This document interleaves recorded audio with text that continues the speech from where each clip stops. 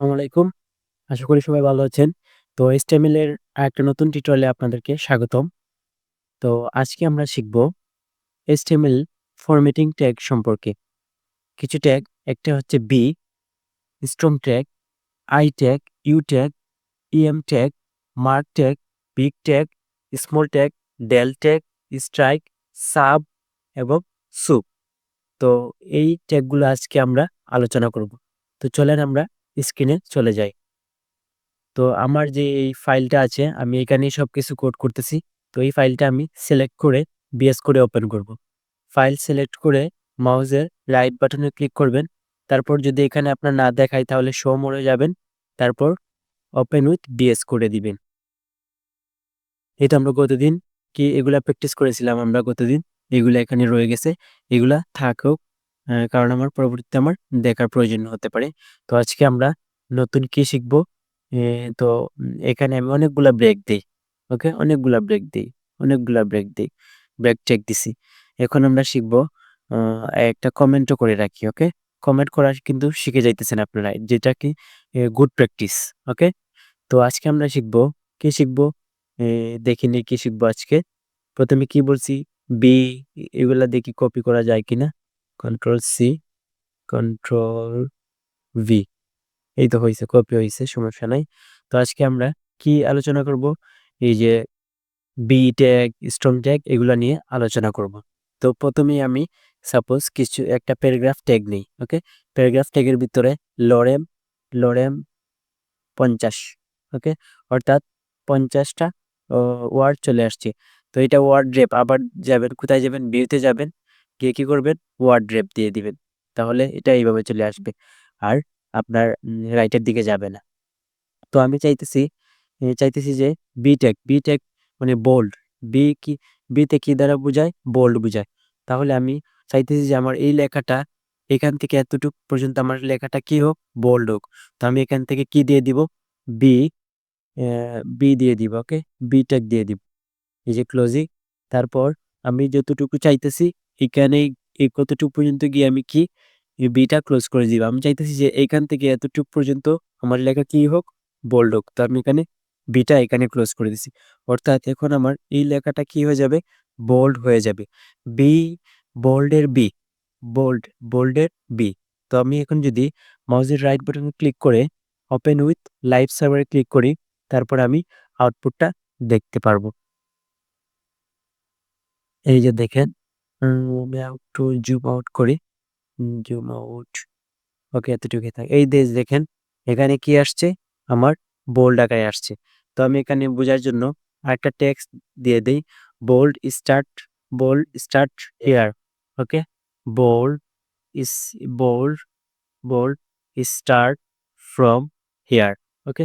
তো বুঝতে পারবেন খুবই ইজিলি। এই যে bold start from here. Okay? এই যে বোল্ড বুঝাইছি। তারপর আমরা কোন ট্যাগ নিয়ে আলোচনা করব? Strong tag. তো আমি স্ট্রং ট্যাগটা ১ম এ দিয়ে দিচ্ছি আমি। Okay? Strong tag. Strong, strong STRONG strong tag. Okay? তো স্ট্রং ট্যাগটা অবশ্যই এটা একটা আ ক্লোজিং আছে তার। এই যে আমি চাইতেছি যে আমার লরেম ইপসামটা শুধু কি হোক? স্ট্রং হোক। তো এটাকে কি দিছি? স্ট্রং এর ভিতরে দিয়ে দিছি। এখন আমার আউটপুট দেখি কি আসে। এই যে দেখেন, এটাও কি বোল্ড আসছে। তো বি ট্যাগের কাজও কি বোল্ড করা এবং স্ট্রং কাজের স্ট্রং ট্যাগের কাজও কি বোল্ড করা। কিন্তু স্ট্রং ট্যাগ হচ্ছে অনেক এসইও ফ্রেন্ডলি। তাই আপনার যদি কোনো টেক্সট বোল্ড করার প্রয়োজন হয়, আপনি বি এর পরিবর্তে অর্থাৎ বি এর ট্যাগের পরিবর্তে আপনি স্ট্রং ট্যাগ ইউজ করার চেষ্টা করবেন। ২ টা ট্যাগের কাজ একই, কিন্তু স্ট্রং ট্যাগটা একটু আপডেট এবং এটা অনেক এসইও ফ্রেন্ডলি। ওকে? ২ টা ট্যাগের পার্থক্য আশা করি বুঝতে পেরেছেন। তারপর আমরা ইতালিক। তারপর আমরা কি আলোচনা করব? এ এখন আমি এই ওকে, আমি পি ট্যাগের বাহিরে যাই। গিয়ে এখানে আমি একটা H1 নেই। ওকে? H1, H1 নিলাম। তারপর আমি লিখি এখানে a italic I am I am a italic, italic heading. Okay? তারপর এখন কিন্তু ইতালিকটা হেডিংটা ইটালিক হবে না। এই যে এখানে নরমালি আসছে। তো ইতালিকের ট্যাগ কি? আই। আপনি এখানে কি দিবেন? আই দিবেন। আই অবশ্যই আইটা কি ক্লোজ করতে হবে। ওকে? তো আপনি শিফট চেপে যদি রাইট অ্যারোতে ক্লিক করেন তাহলে আপনি পরবর্তীতে সিলেক্ট করতে পারবেন কন্ট্রোল এক্স। তারপর আমি এখানে যাই যে কন্ট্রোল ভি। তো এখন আমার এই যে আই এম ইটালিক হেডিং এটা কি হয়ে যাবে? ইটালিক হয়ে যাবে। এই যে আমরা ব্রাউজারে যাই, এই যে দেখেন এখন ইটালিক হয়ে গেছে। তো ইটালিকের সাথে আরেকটা ট্যাগ যায় যেটা হচ্ছে ইএম, এমফাসাইজ। তো সেম ট্যাগে আমি কপি করি। ওকে? কপি করে কন্ট্রোল সি, কন্ট্রোল ভি, এখানে আমি হেডিং 2 দিয়ে দিই। ওকে? হেডিং 2, শুধু হেডিং সাইজটা একটু ছোট করার জন্য আমি হেডিং 2 দিতেছি। তো এখানে এখন আমি কি করতে চাইতেছি, এটা কিন্তু এখন ইটালিক হবে। দেখেন I am italic, I am italic heading, এটা আই এম ইটালিক হেডিং। কিন্তু আমি চাইতেছি এখানে ইএম ট্যাগ যেটা এমফাসাইজের ইএম এটা ইউজ করতে। তো আমি কি দিব? EM, EM. ওকে? তো ইএম যদি আমি ইউজ করি দেখি কি হয় রেজাল্ট। এই যে এখানে আমি টেক্সটটা চেঞ্জ করে দেই। I M EM emphasize tag, em I M emphasise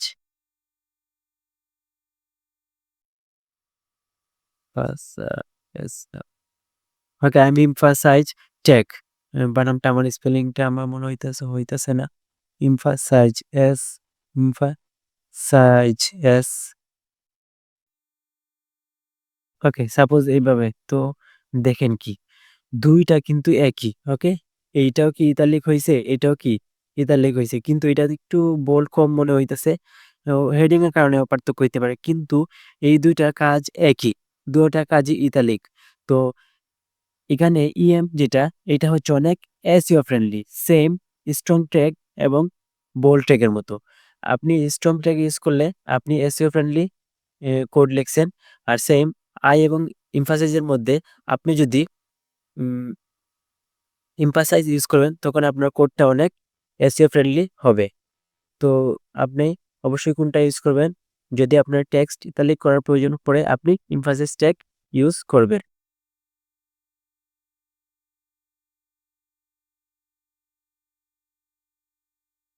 হয়েছে কি? আমি আই এম ইমটেক, আই এম ইমহেডিং। ওকে? তারপর আমরা কি শিখব? তারপর হচ্ছে যে ইউ, ইউ আন্ডারলাইন। ইউ দ্বারা কি বোঝায়? আন্ডারলাইন। তো আমি আরেকটা হেডিং নেই, H3 নেই। তারপর আমি এখানে লিখি যে I am underline heading, I am UND underline heading. তো এখানে আপনি এই যে আন্ডারলাইনের ইউ দিয়ে দিবেন। আন্ডারলাইনের কি দিবেন? ইউ।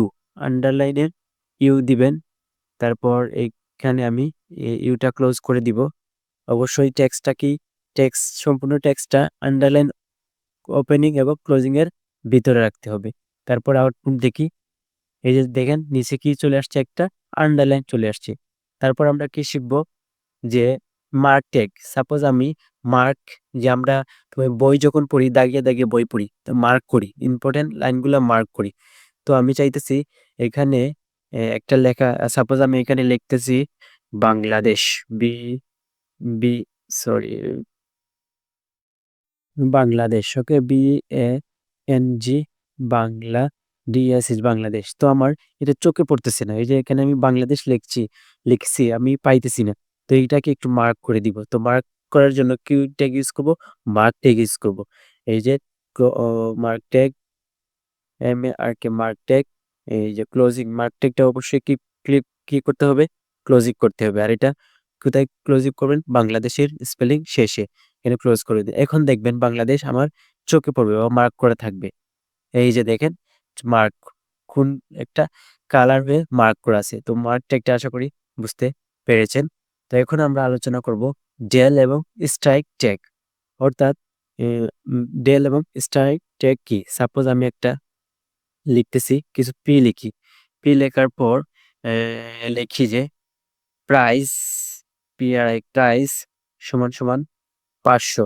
তারপর তারপর আরেকটা পি দেই, আরেকটা পি নেই, পি, প্রাইজ, এখন লিখি যে ৪০০। এখন আমি লিখব প্রাইস ৪৫০। ওকে?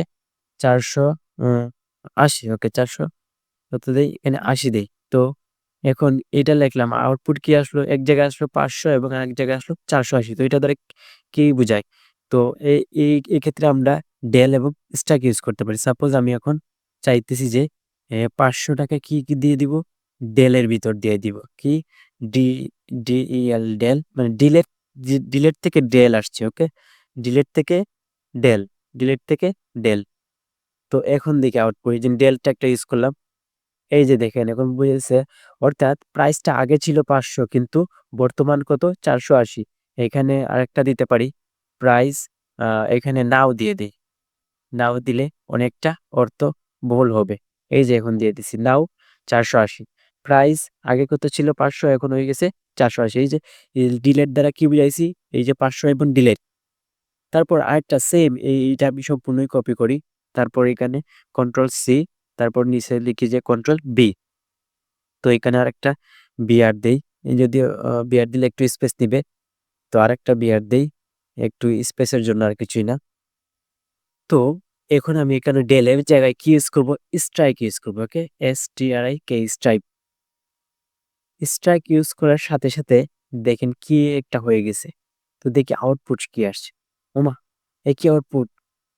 এইটাতে কি দিলাম? ডিলেটেড ডেল দিলাম। তাও সেম কিন্তু তো ২ টার পার্থক্য কি? ২ টার পার্থক্য হচ্ছে ভাই ডিলেট হচ্ছে আগের টেক। ওকে? আর নিউ বা আপডেট ভার্সন হচ্ছে স্ট্রাইক। অর্থাৎ আপনি যদি স্ট্রাইক দিয়ে লেখেন তখন আপনার কোডটা SEO ফ্রেন্ডলি হবে। তো আশা করি যে ২ টা ট্যাগ যে সিমিলার ট্যাগ গুলা আমি একটু এগুলো একটু হাইলাইট করে দেই। যে সিমিলার ট্যাগ কোনটা বি এর সাথে কি মিলে? স্ট্রং মিলে। ওকে? কিন্তু আমরা কোনটা ইউজ করব? আমরা ইউজ করব সবসময় আমরা ইউজ করব সবসময় স্ট্রং ইউজ করব বি এর পরিবর্তে। আর ইতালিকের সাথে কি মিলে? ইতালিকের সাথে ইম মিলে। কিন্তু আমরা কোনটা ইউজ করব?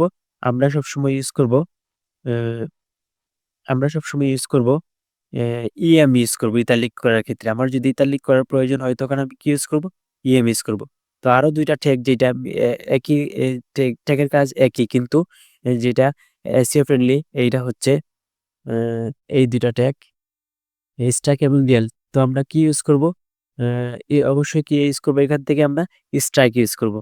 তো আমি এইগুলা লিখে দেই কমেন্ট আকারে। A use STR strike a for SEO SEO okay? তো বাকি ২ টাইও আমি লিখে দেই। এটা কন্ট্রোল সি এটা লিখে দেই। Control B, control B. তো এখানে ইউজ স্ট্রোক ফর অ্যা এই যে বিয়ার্ড স্ট্রোক কি ইউজ STRNG স্ট্রোক। তো নিচে use EMP use EM okay use EM for তো এই ট্যাগগুলা আর মার্ক ট্যাগ দেখছি।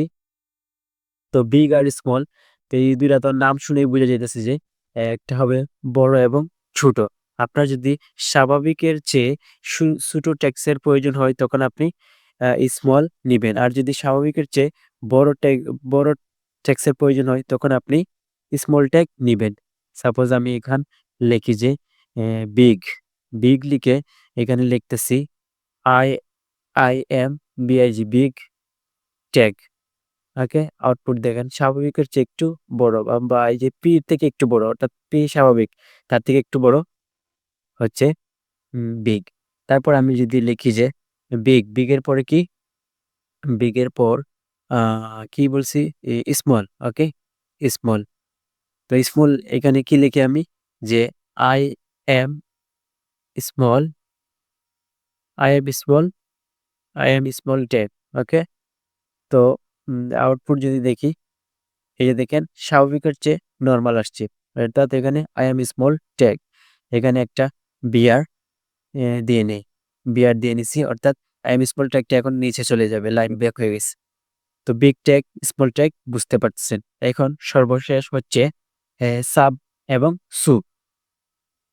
তো সাব এবং সুপ কোথায় থেকে আসছে? তো এখানে একটা বিআর দিয়ে দেই, আরেকটা বিআর দিয়ে দেই লাইন ব্রেকের জন্য। তো এখানে আমি এখন লিখব যে একটা সাপোজ একটা পি নেই। পি এর ভিতরে আমি লিখতে চাইতেছি যে আমরা যে বীজগণিতের সূত্র লিখছি যে a square plus b square বা হচ্ছে যে বিভিন্ন সংকেত শিখেছি, যেমন পানির সংকেত H2SO4। তো এগুলা কিভাবে লিখে? যদি আমরা কোডিং এ লিখতে চাই তখন আমরা এই যে সাবস্ক্রিপ্টের সাব এবং সুপারস্ক্রিপ্টের সুপের সাহায্য নিতে হবে।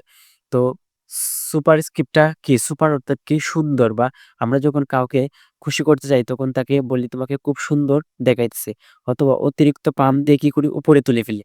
তো যদি আমরা উপরে তুলতে চাই তখন আমরা তাকে কি বলি? সুপার। তো সুপারের সুপ যখন, তো এভাবে মনে রাখবেন, যদি পাম্প দিয়ে উপরে তোলা, সুপ। তো উপরে কোনো কিছু যদি উপরে তুলতে চান তাহলে আপনি কি ইউজ করবেন? সুপ ইউজ করবেন। সাপোজ আমি এখানে দিয়েছি এ, এটা নরমালি আসবে। এখন আমি এর উপর স্কোয়ার দিতে চাইতেছি, তখন আপনি কোন ট্যাগ ইউজ করবেন? সুপ। অর্থাৎ আমি এটাকে উপরে তুলতে চাইতেছি, চাই টু, তো এটা হবে এ স্কোয়ার। ওকে, তারপর কি দিবেন? Plus square plus beta normal, তারপর বি স্কোয়ার, আরেকটা স্কোয়ার দিতে চাইতেছেন, তখন আপনি আবার কি ইউজ করবেন? সুপ ইউজ করে কি দিবেন? টু দিবেন। এখন যদি আমরা আউটপুটটা দেখি, দেখেন কি আসে। এই যে দেখেন চলে আসছে স্কোয়ার প্লাস বি স্কোয়ার। ওকে, তো এই তো যদি আপনার এরকম লেখার প্রয়োজন হয় তখন আপনি কি করবেন? সুপ ইউজ করবেন। যদি আপনার পাওয়ারের প্রয়োজন হয় তখন আপনি সুপ ইউজ করবেন। ওকে, সুপার স্ক্রিপ্টের সুপ, সুপার স্ক্রিপ্ট থেকে কি আসছে? সুপ আসছে। তারপর হচ্ছে সাবস্ক্রিপ্ট, সাবস্ক্রিপ্ট থেকে কি আসছে? সাব আসছে। তো আমি আমার পানির সংকেত লিখতে চাইতেছি। ওকে, আমি লিখি যে পানির সংকেত, পানির সংকেত, পানির সংকেত কি? ইকুয়াল H2SO4, তাই না? তো আমি লিখি এইচ, এইচটা তো নরমাল, টুটা কি থাকে? নিচে থাকে। তো নিচে কি ইউজ করবেন? সাব, SUB, সাব, তারপর টু দিবেন। H2O, সরি, পানির সংকেত তো H2O, ওটা আবার কি? নরমাল থাকে। তো এই তো হয়ে যাবে শেষ। এই যে দেখেন পানির সংকেত হয়ে গেছে। পানির সংকেত H2O, পানির সংকেত কি? H2। আমি এখানে স্পেস দিছি, তাই স্পেস নিচে, এখানে আপনার স্পেস দেওয়ার প্রয়োজন নাই। এই যে দেখেন পানির সংকেত H2O। তো সাবস্ক্রিপ্ট এবং সুপারস্ক্রিপ্ট আশা করি বুঝতে পেরেছেন। তো এই যে গুরুত্বপূর্ণ ট্যাগগুলা, bold, strong, I, em, del, strike, mark, big, small, sub এবং সুপ, সবগুলো ট্যাগ আপনারা সুন্দরভাবে বুঝতে পেরেছেন। ভিডিওটি দেখার জন্য আপনাকে অসংখ্য ধন্যবাদ। আর অবশ্যই আপনাদের বন্ধুদের সাথে ভিডিওটি শেয়ার করবেন এবং লাইক কমেন্ট করে পাশে থাকবেন। অনেক অনেক ভালো সুস্থ থাকবেন। আর অবশ্যই লাইক কমেন্ট করে পাশে থাকবেন। আসসালামু আলাইকুম।